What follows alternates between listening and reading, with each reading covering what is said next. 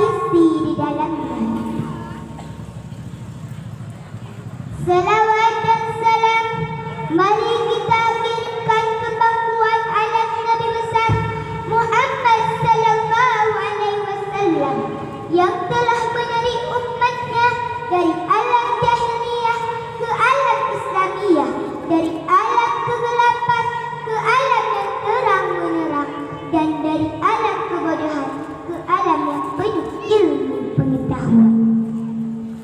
Seperti yang kita rasakan pada saat yang berbahagia ini. Selawat dan salam juga kepada ulama-ul aminin, baik ulama mutaqaddimin maupun ulama mutaakhirin, baik ulama yang sudah berpulang ke rahmatullah maupun ulama yang masih hidup, 1, 2, 3 orang lagi di atas permukaan bumi. Dalam mempertegakkan kalimatul haq, la ilaha illallah, di atas permukaan bumi ini. Kata-kata kehormatan saya dan kemuliaan saya kepada Bapak Gusi, Tunku Ibu, Tunku Imunsi, dan tak lupa pula kepada Dewan Juri yang sedang menilai saya pada saat ini.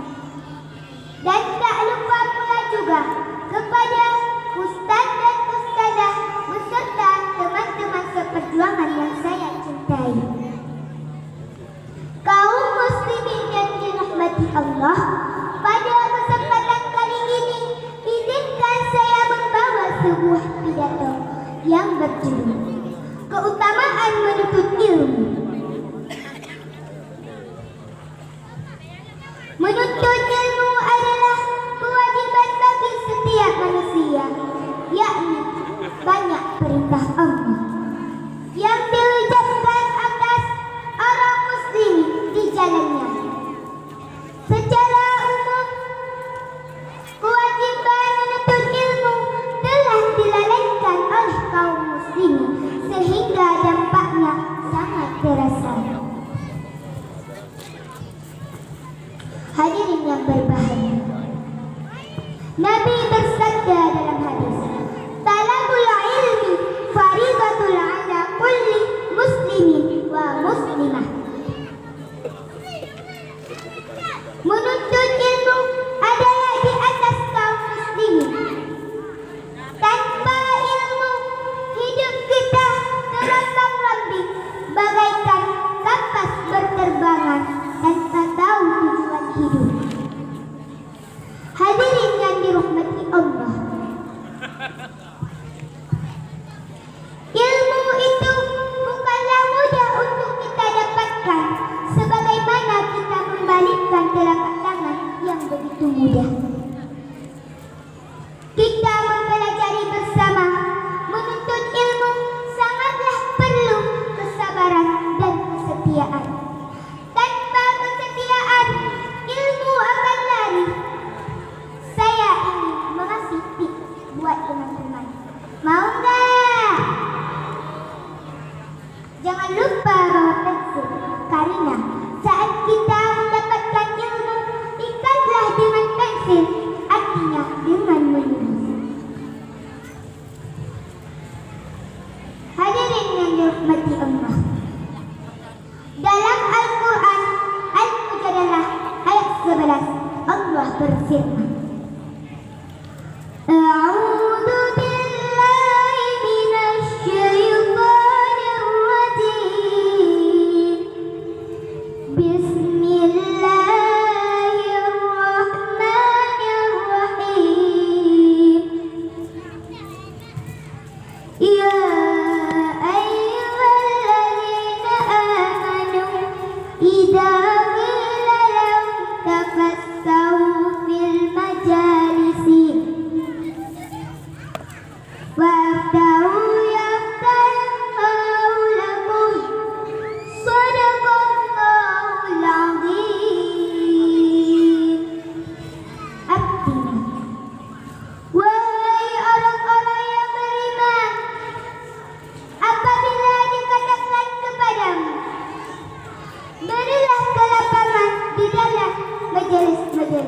maka lapangkanlah.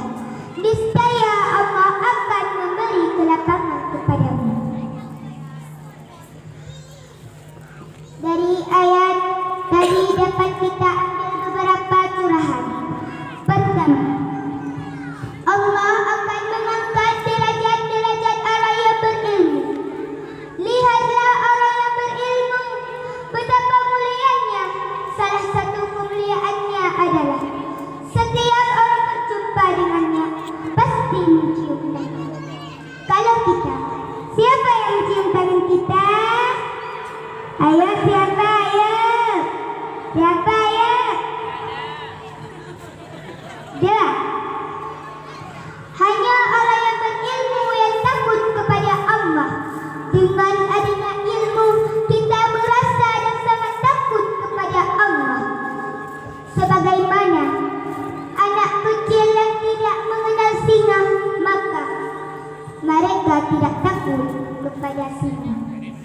Berarti yang tidak takut kepada Allah adalah anak bayi. Mau tak jadi anak bayi? Ibu-ibu, bapak-bapak, mau tak jadi anak bayi lagi? Berarti kalau tidak mau harus takut kepada Allah. 3. Ilmu adalah harta yang tak pernah habis. Ilmu adalah harta yang tak pernah habis walau kita pakai. Kalau duit akan habis terpakai. Nya belajar maksud dia dah. Pandang habis pe. Nya ilmu hanya habis. Betul lah pegang.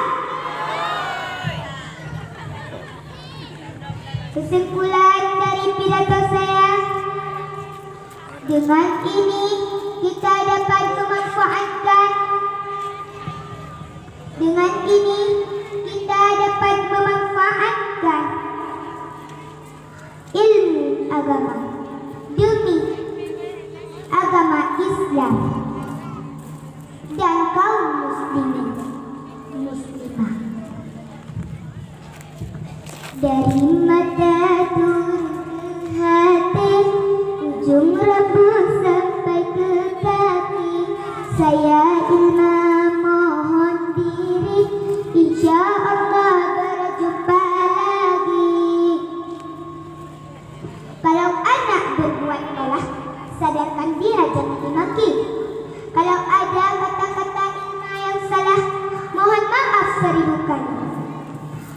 Assalamualaikum warahmatullahi wabarakatuh.